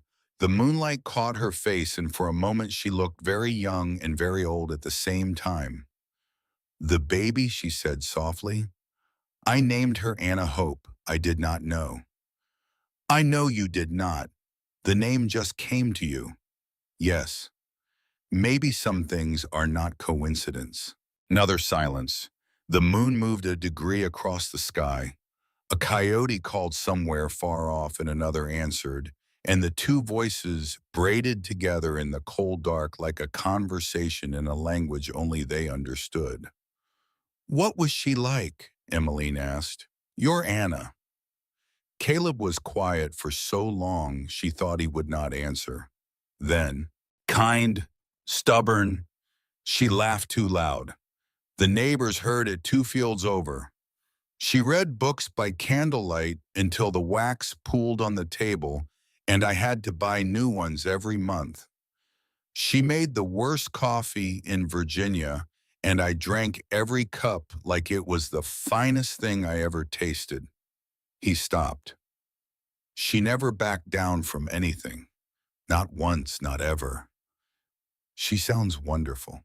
She was. He turned to look at Emmeline. In the moonlight, his amber eyes were dark and deep, and what lived behind them was not grief anymore. Not entirely. It was something newer. Something that frightened him more than Coal Creek Bridge, more than the fever that nearly killed him, more than Silas Crandall's gray eyes promising revenge. You remind me of her, he said. Not the face, not the voice, but the way you stand in the middle of a storm and refuse to fall. Emmeline felt the words land in her chest, warm, heavy, like a stone pulled from a fire. Caleb, why did you build me a bookshelf? He looked away, then back. Because you put my Bible beside your book. Nobody ever did that before. Nobody ever said your words and my words belong in the same place. The air between them changed, thickened, grew warm despite the cold. Emmeline shivered and Caleb took off his coat and draped it over her shoulders. His hand brushed her collarbone through the fabric. Just a touch, barely a second, but it sent a current through both of them that had nothing to do with static and everything to do with 9 years of loneliness meeting 22 years of never being chosen. Neither of them moved closer. Neither moved away. They stood in the moonlight on the porch of a boarding house in a town so small it barely existed, and they breathed the same cold air, and that was enough. For now. Inside the parlor, unseen by either of them, Josiah Hawthorne sat in the dark with a cup of cold coffee and a smile on his face that said, finally. But the peace did not last. In Bitter Creek, peace never lasted. Harlan Briggs made his move on a Tuesday. First, he raised the boarding house rent, doubled it overnight, citing municipal improvements that no one could identify. Mrs. Caldwell received the notice and read it with the expression of a woman who has just been told the sun will rise in the west tomorrow. Second, he sent a letter to Caleb Hawthorne, informing him that the land where the livery was being built was municipal property, and that construction required a permit from the mayor's office. Cost of permit, $200. More than Caleb would earn in 6 months of trapping. Third, and this was the cruelest move, he spoke, quietly, casually in the saloon at Jensen's counter after church on Sunday. He mentioned that Emmeline Whitmore was the intended bride of Phineas Crane. He mentioned that Crane had been a cheat and a fraud. He mentioned that anyone who married a swindler's bride was likely to inherit a swindler's debts. He did not accuse. He did not threaten. He simply planted seeds and let the Wyoming wind carry them. Within a week, 2 families pulled their children from Emmeline's reading hours. Mrs. Dalrymple, the preacher's wife, crossed the street rather than walk past the boarding house. Old man Jensen stopped making eye contact when Emmeline came to buy supplies. Emmeline noticed all of it. She said nothing. She continued reading to the children who remained. She continued helping Mrs. Caldwell with the accounts. She continued writing in her notebook page after page in the all neat handwriting that her father had taught her. Wyatt was the first to react. He stormed into the livery where Caleb was planning a beam and said, "Let me talk to Briggs," with my fists. "No, he is poisoning this town against her, Caleb, against us. He doubled Caldwell's rent. He wants $200 for a permit that should cost $10. I know. Then let me handle it." Wyatt, Caleb set down the plane. He looked at his brother. Briggs has power. He has the law on his side, or at least the appearance of it. Punching him gives him exactly what he wants, a reason to have us arrested and removed. Then what do? It was Emmeline who answered. She appeared in the livery doorway, baby Anna Hope, in one arm, notebook in the other.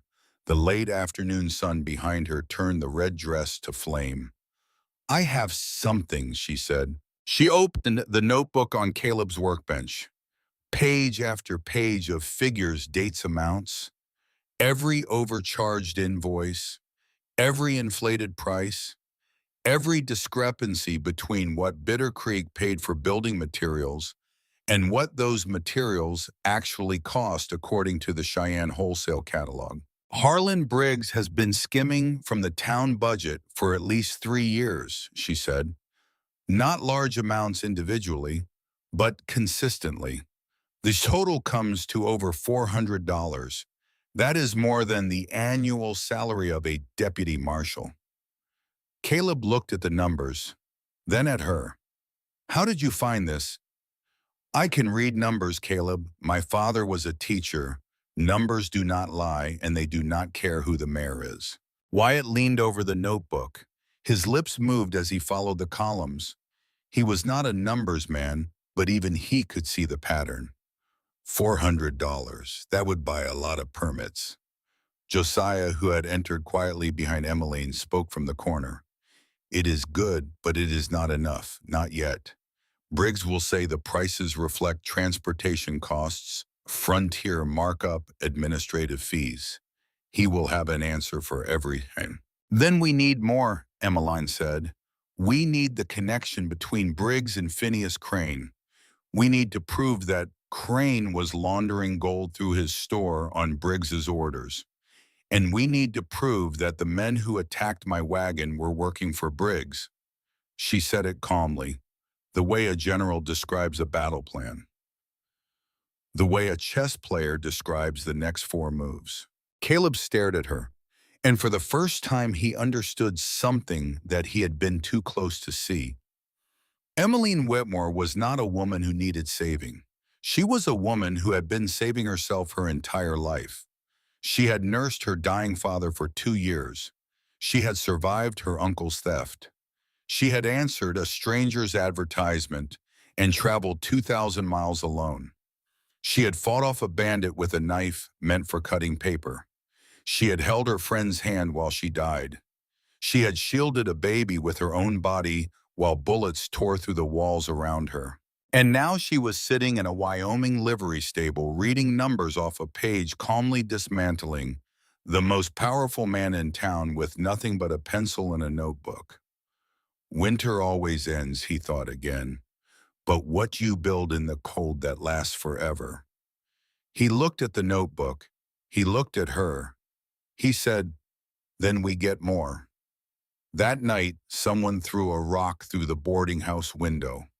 Wrapped around it was a piece of paper with 3 words scratched in charcoal. Leave or regret. Caleb found it first. He read it.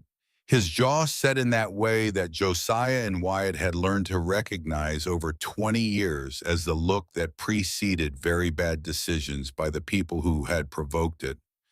He walked to the porch. Wyatt was already there, rifle across his knees as if he had known. Wyatt, I know. We are not leaving Bitter Creek. Wyatt looked at his eldest brother. In the darkness, both men's eyes caught the light from the parlor window behind them. Amber meeting Amber. Hawthorne meeting Hawthorne. First time in 9 years you have wanted to stay anywhere, Wyatt said. First time in 9 years there has been a reason. Wyatt nodded. Once. The nod of a man who understood that what his brother was really saying had nothing to do with livery stables or permits, or even Harlan Briggs. Then we stay, Wyatt said. All of us, whatever comes. From inside the boarding house through the broken window came the thin, sweet sound of a baby crying, and then softer the sound of Emmeline's voice singing something low and wordless and warm. Anna Hope quieted. The night settled. The stars burned cold and bright above Bitter Creek, and somewhere in the mountains a wolf called out to something it could not see, and the sound carried down through the pines and across the snow and into the hearts of every living creature who heard it. Winter always ends, but what you build in the cold lasts forever, and Caleb Hawthorne, for the first time in 9 years, was building. Caleb left for the high timber on a Thursday morning when the sky was the color of iron and the air tasted of metal and cold. The livery needed more lumber. The walls were up and the roof was on, but the interior still lacked stalls, feed troughs, and a proper hayloft. Good hickory and white pine grew thick on the mountain slopes 3 days north of Bitter Creek, and Caleb knew a stand of timber near a creek called Elk Fork where the trees grew straight and tall and the wood split clean. Josiah rode with him. 2 pack mules carried axes, rope chains, and enough dried provisions for a week. Wyatt stayed behind. No one discussed why. No one needed to. Wyatt stayed because Emmeline and baby Anna Hope were in Bitter Creek, and the rock through the window 3 nights ago had made it clear that someone wanted them gone. Emmeline stood on the boarding house porch as the 2 riders disappeared into the gray morning. Baby Anna Hope was bundled against her chest, wrapped in netty gurry. Ah, well, making the small, contented sounds that infants make when they are warm and fed and do not yet know that the world contains anything worth fearing. Be careful, Emmeline said. She did not say it loudly, but Caleb heard it. He turned in the saddle and touched the brim of his hat. One gesture, then he was gone. She did not know it yet, but 72 hours from that moment, she would be riding into those same mountains with nothing but a medical kit and the stubborn refusal to let a man she was only beginning to love die without her. Now, folks, I have told stories around many fires, and this next part is the one that keeps me up at night. Not because of the violence, though there is some. Not because of the danger, though, Lord knows there is plenty. It is because of what it reveals about the kind of strength that does not announce itself, the kind that lives quietly in small hands and steady voices, and the refusal, the absolute stubborn refusal to let someone you love die alone on a mountainside. 2 days into the timber, Caleb and Josiah made camp near Elk Fork. They had felled 6 good pines and were trimming the branches when Josiah noticed the tracks. Horse prints in the snow fresh coming from the southeast. 3 riders, moving parallel to their trail but staying just out of sight beyond the ridgeline. Could be hunters, Josiah said, but his hand was already on his rifle. Could be, Caleb agreed. His was already loaded. The ambush came at dawn on the 3rd day. Caleb was kneeling by the creek filling his canteen when the first shot cracked through the morning air and punched a hole in the ice 2 inches from his hand. He rolled sideways on instinct, 9 years of frontier survival compressing into a single fluid motion, and came up behind a fallen log with his revolver drawn. The second shot hit the log. Bark exploded outward. A third shot sang past his ear, close enough that he felt the heat of it. Josiah was 40 yards away near the mules. He had his rifle up and was scanning the tree line when a figure stepped out from behind a boulder. Lean, wiry, burn scar crawling from ear to collar. Silas Crandall. Cold Creek Bridge Hawthorne, Crandall called across the snow. His voice carried flat and hard in the mountain air. 15 years I have waited. Your mayor friend paid me to come, but I would have come for free. The words landed on Caleb like stones. Briggs. Briggs had sent Crandall. The connection between the corrupt mayor and the outlaw was not just old business with Phineas Crane. It was current, active, and aimed directly at him. 2 more men emerged from the trees, not Pike, who had disappeared after the signal station fight with a bullet in his shoulder. New faces, hired guns, the kind of men who came cheap and left cheaper. What happened next took less than 90 seconds, but would play in Caleb's memory and in Josiah's for the rest of their lives. Josiah fired first. His rifle boomed and one of the hired guns spun and fell. The second man returned fire, and Josiah grunted as a bullet tore through the meat of his left shoulder. He went down on one knee but did not drop the rifle. He fired again, and the second hired gun dove behind a rock. Caleb rose from behind the log and fired at Crandall. The shot went wide. Crandall returned fire with a speed that spoke of years of practice, and the bullet grazed Caleb's temple. Not deep, not fatal, but enough. The world tilted, colors blurred, his knees buckled. He fell. The snow caught him, cold and white and absolute. He lay face down, blood running from the crease above his ear, staining the snow in a spreading halo of red. His fingers opened. The revolver slipped away. Crandall walked toward him, slow, deliberate. The crunch of his boots on frozen ground was the only sound in the world. My brother's name was Billy, Crandall said. He was 16 years old. He had blonde hair and a gap in his teeth, and he used to whittle animals out of pine bark. Birds mostly. He wanted to be a carpenter. His voice cracked on the last word. You took that from him.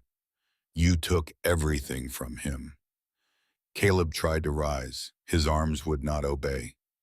The mountain spun around him. Then Josiah's rifle spoke again. The shot hit the rock beside Crandall's head, spraying fragments. Crandall flinched, turned, and saw Josiah on one knee, shoulder, bleeding, rifle-leveled, eyes clear as creek water.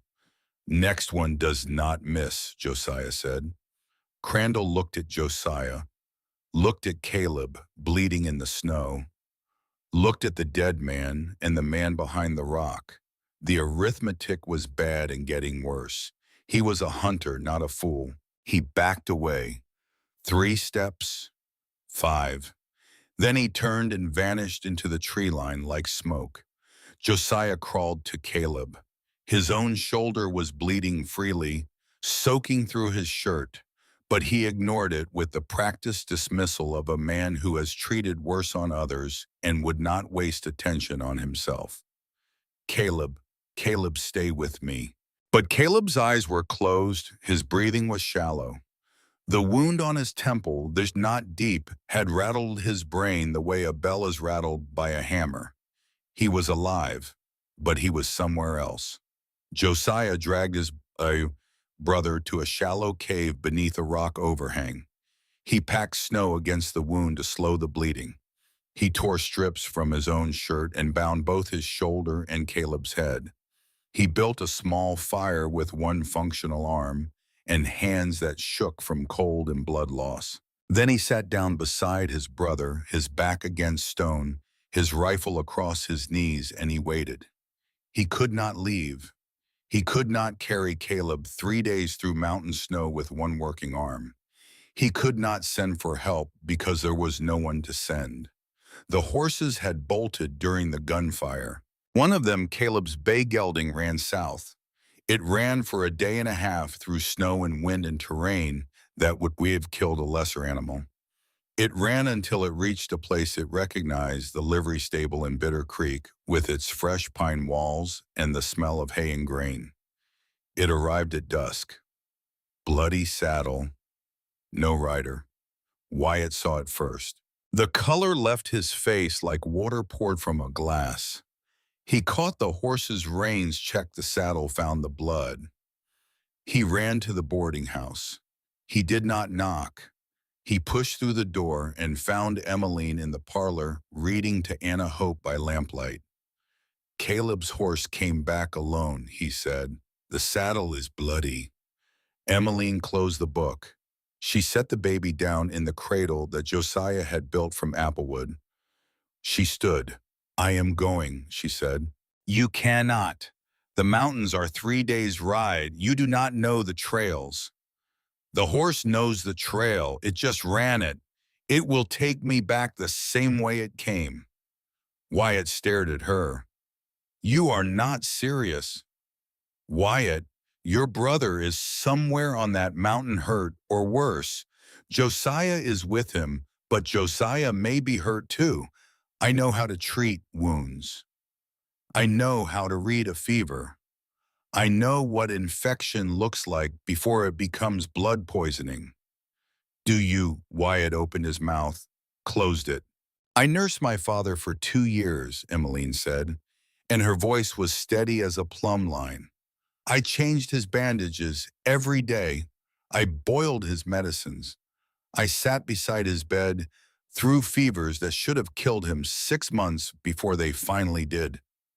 I am not a frontier woman, Wyatt, but I know how to keep someone alive." Mrs. Caldwell appeared in the doorway. She looked at Emmeline. She looked at Wyatt. She reached out her arms for baby Anna Hope. "Go," she said. "I will keep the child. Go bring those fool men home." Emmeline kissed Anna Hope's forehead. The baby gurgled and reached for her with tiny hands, not understanding why her mother was putting on a coat and gloves and walking toward the door instead of toward the rocking chair. "I will come back," Emmeline whispered. "I promise." She rode out of Bitter Creek on Caleb's bay gelding as the last light died behind the mountains. Wyatt rode beside her, armed with both revolvers and a Winchester rifle, and the cold fury of a man whose family was bleeding somewhere in the dark. The horse knew the way.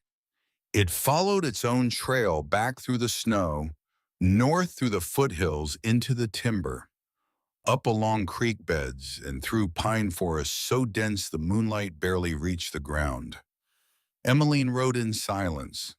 Her hands gripped the reins so hard her knuckles went white. The wound on her hip ached with every stride. She ignored it. She ignored the cold. She ignored the fear that sat in her stomach like a swallowed stone. She thought about Caleb, about his hands so large and so gentle when he held Anna Hope, about his voice reading the psalm over Retta's grave, about the bookshelf on her windowsill. 3 shelves of pine sanded smooth, holding his words and her words side by side. She thought I did not come 2,000 miles to lose him now. They found the camp at Elk Fork near dawn. The fire had burned down to embers. A dead man lay face down in the snow 30 yards from the cave. Josiah was sitting against the rock wall, his face gray, his shoulder crudely bandaged, his rifle still across his knees. His eyes opened when he heard the horses. "Took you long enough," he whispered. And then his head fell forward. Emmeline was off the horse before it stopped moving. Caleb lay deeper in the cave, wrapped in a blanket, breathing but not conscious. The wound on his temple had stopped bleeding, but the skin around it was swollen and hot. His eyes moved behind closed lids. His lips formed words that had no sound. And then in his fever, one word broke through. A name. Anna. Not Emmeline. Anna, his dead wife. Emmeline knelt beside him. She took his hand. It was enormous in hers, rough and calloused and burning with fever. "I am here," she said quietly. "Not Anna. But I am here, and I am not going anywhere."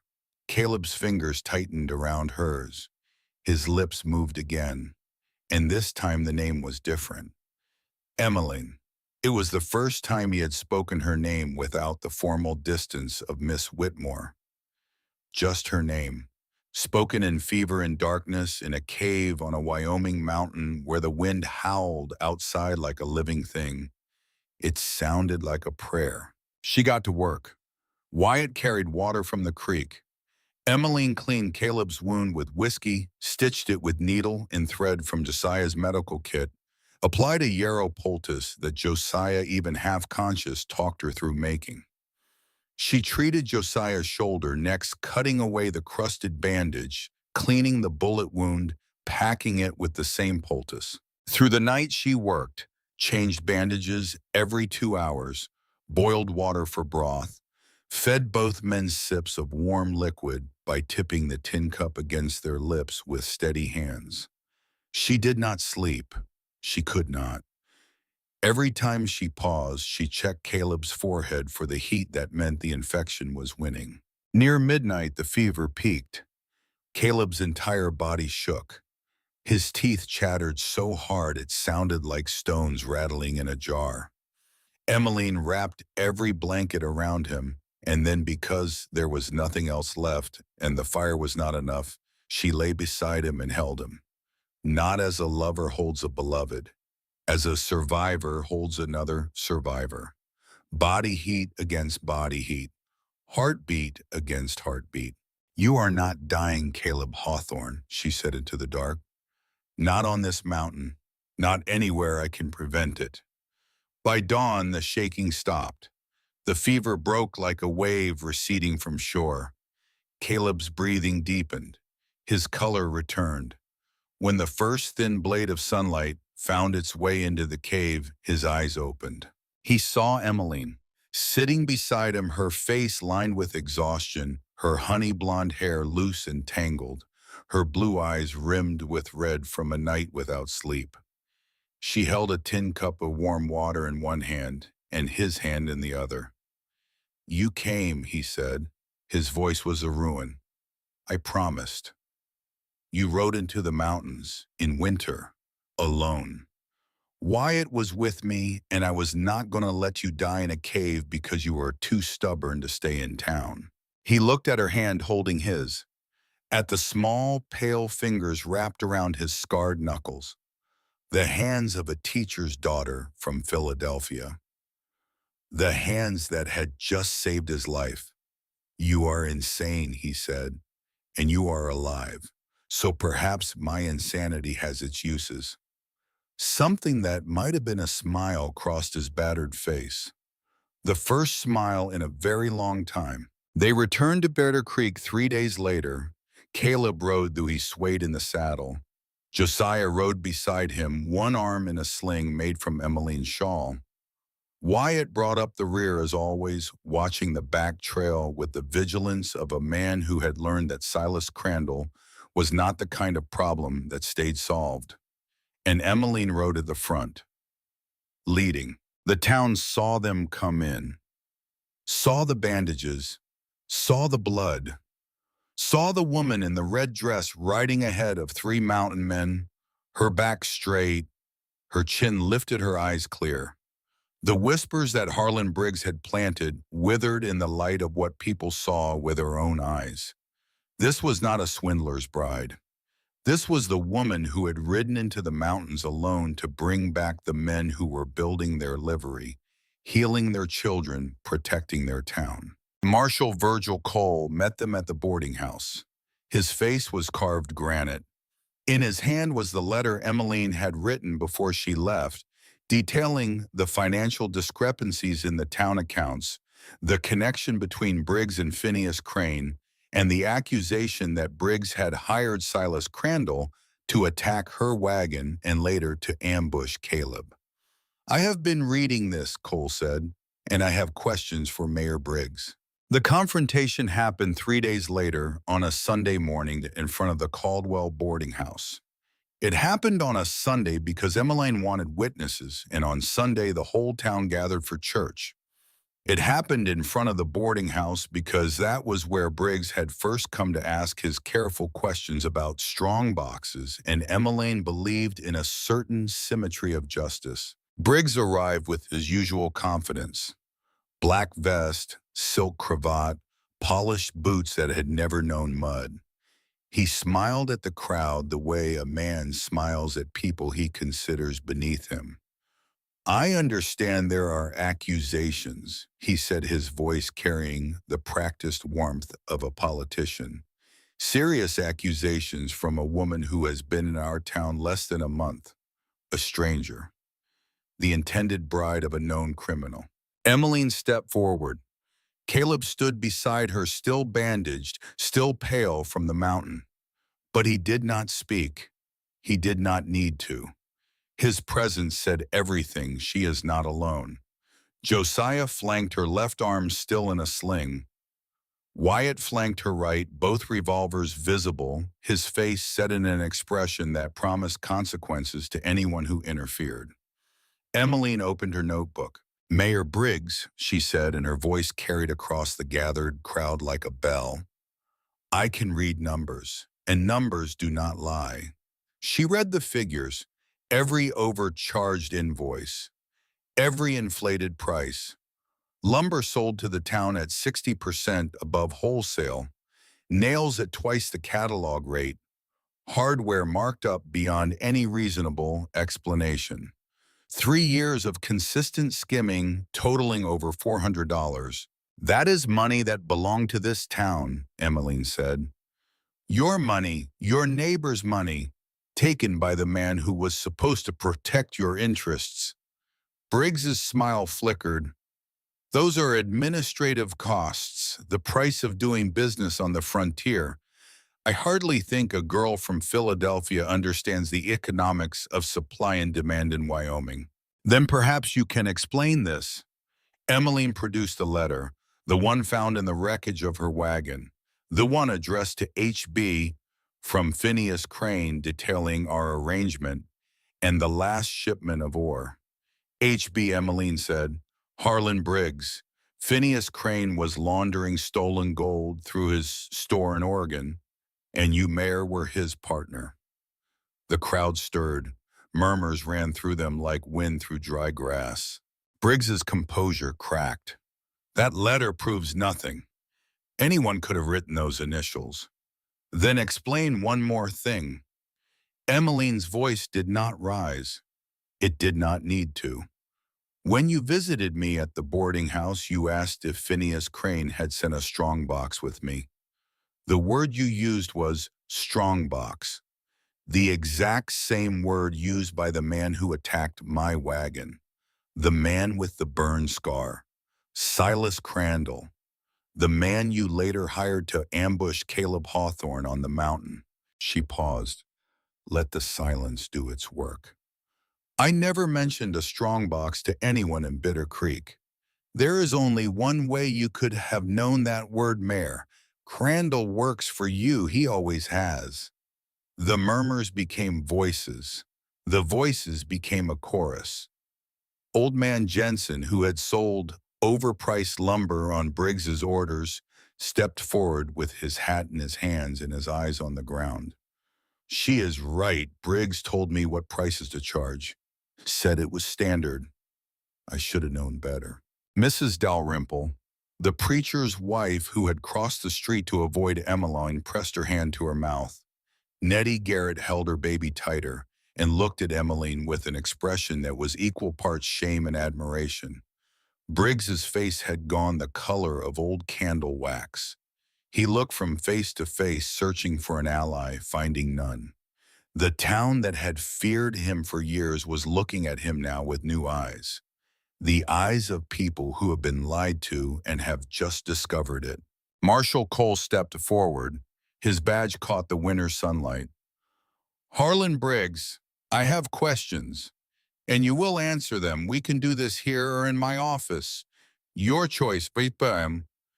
Briggs looked at Cole, looked at the crowd, looked at Emmeline, small and pale in her crimson dress, notebook in hand, standing between three Hawthorne brothers like something that had been planted in poor soil and grown anyway. His shoulder sagged. The performance was over. As Cole led him away, Emmeline spoke one final time. Her voice was quiet now, almost gentle. Thank you, Mayor Briggs. Thank you for showing me who you were before it was too late. Briggs flinched as if she had struck him, because the words were not angry, they were not vengeful, they were the words of a woman who had looked at cruelty and chosen grace, and that more than any accusation was the thing that would keep Harlan Briggs awake at night for the rest of his diminished life. As for Silas Crandall, Marshal Cole sent word along the telegraph line that same afternoon. Federal warrants, armed robbery, attempted murder, conspiracy. The name Crandall crackled across the wires from Bitter Creek to Cheyenne to Denver. He was found 3 months later in a boarding house in Laramie alone, thin as a fence rail, staring at a carved wooden bird he kept in his coat pocket. A bird his brother Billy had whittled from pine bark the summer before the war. He did not resist arrest. The men who took him said he looked tired, not angry, not dangerous, just tired. The way a man looks when he has been carrying something too heavy for too long and has finally set it down. He was sentenced to 12 years in the territorial prison. Whether he ever found peace is not a question I can answer. But I like to think the wooden bird helped. Sometimes the smallest things carry the most weight. Caleb watched the confrontation with Briggs happen, all of it. He watched this woman, this girl from Philadelphia with her green-covered novel and her father's notebook and her mother's locket dismantle the most powerful man in Bitter Creek with nothing but truth and arithmetic. And he understood with a clarity that felt like sunlight breaking through 9 years of cloud that he was not watching a woman who needed him. He was watching a woman who had chosen him, and that was worth more than anything he had ever built with his hands. That evening, after Cole led Briggs away and the crowd dispersed, and the town of Bitter Creek went quiet with the weight of what it had witnessed. Emmeline sat alone in her room at the boarding house. Baby Anna Hope slept in the applewood cradle. The fire crackled low, and for the first time since leaving Philadelphia, Emmeline opened her mother's locket. She had carried it for 8 years without reading the note inside. Her mother, Catherine, had given it to her father on the night she died, and her father had pressed it into Emmeline's hand and said, "Your mother wanted you to have this. She said you would know when to open it." Emmeline had been waiting for the right moment. She had carried the locket through grief, through poverty, through 2,000 miles of prairie and mountain, through blood and blizzard and the death of her only friend. She had carried it because as long as it remained closed, there was still one gift her mother had not yet given her. One last word, one last embrace, and she had been saving it for the moment she needed it most. She opened the clasp. Inside was a small photograph of Catherine Whitmore, faded to sepia, her smile gentle and certain. And beneath the photograph, folded into a square no bigger than a postage stamp, a slip of paper in her mother's handwriting. "My dearest Emmeline, home is not a place. It is whoever makes you feel safe. Find your home, my darling, wherever the wind takes you." Emmeline read the words twice, 3 times, then she closed the locket and pressed it against her heart and looked out the window. In the yard below, Caleb Hawthorne was adding the last beam to the livery stable. Josiah handed him nails. Wyatt held the lantern.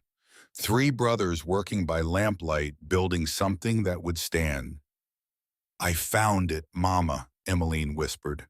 "I found home." Spring came to Wyoming the way it always does, slowly, then all at once. The snow retreated up the mountains. The creeks swelled with meltwater. The cottonwoods along the river bottom put out their first pale green buds, and the meadows filled with wildflowers so thick that a person could lie down and disappear in color. The wedding was held in the Bitter Creek Church on the first Sunday in April. Simple. No pomp. No imported dress or hired musicians. Emmeline wore her red dress, the same one she had arrived in, cleaned and mended by Mrs. Caldwell's steady hands.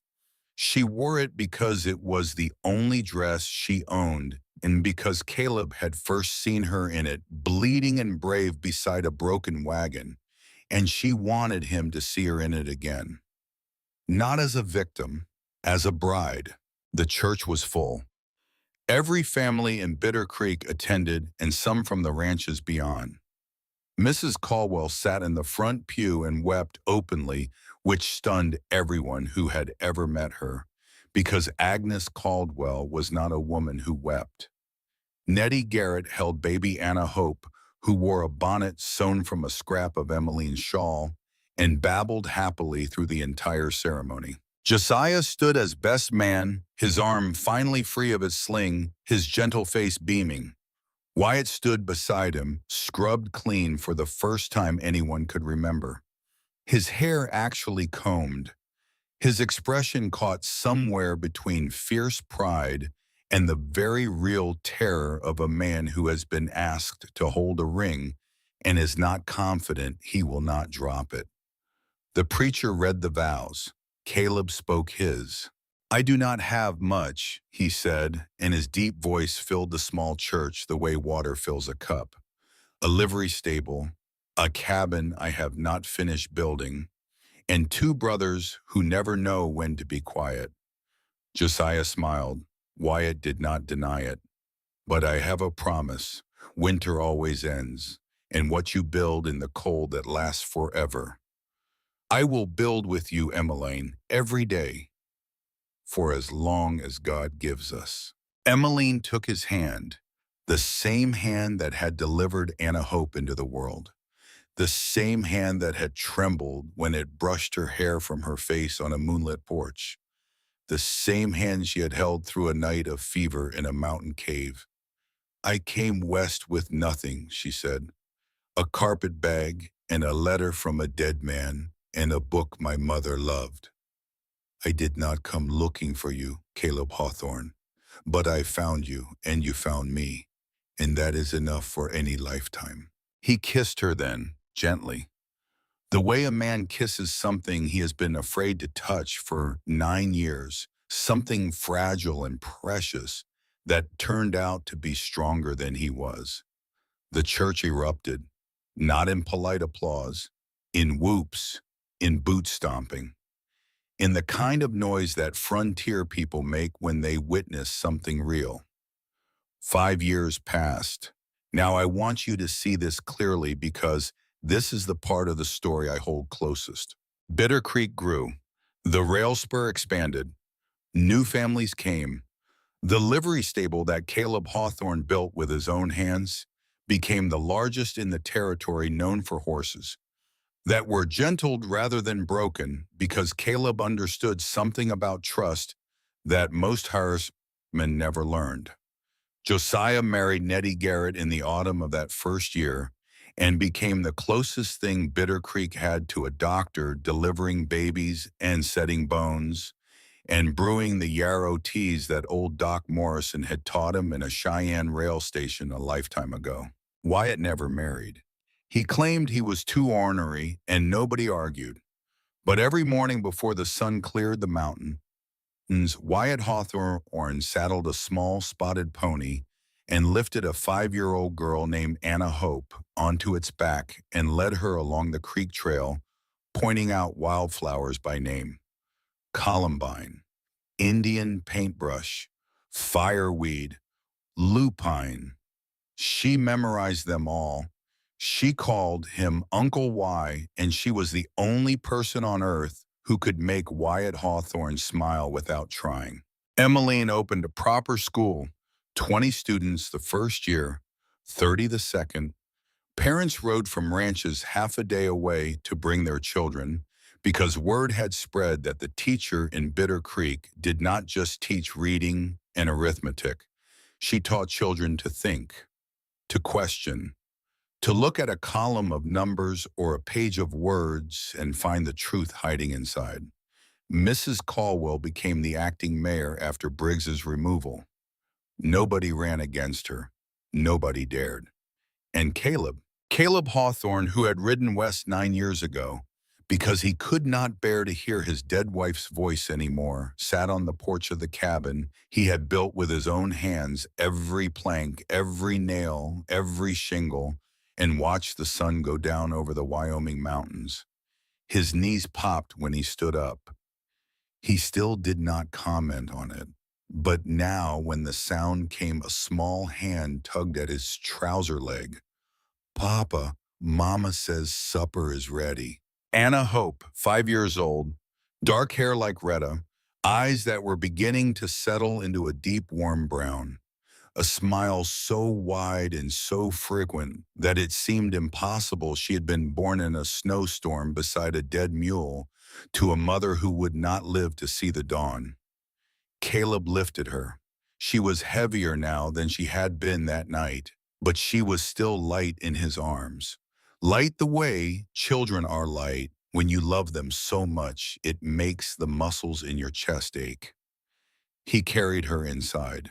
The cabin smelled of stew and fresh bread and the dried sage that Emmeline hung above the stove because Josiah told her it kept the air clean.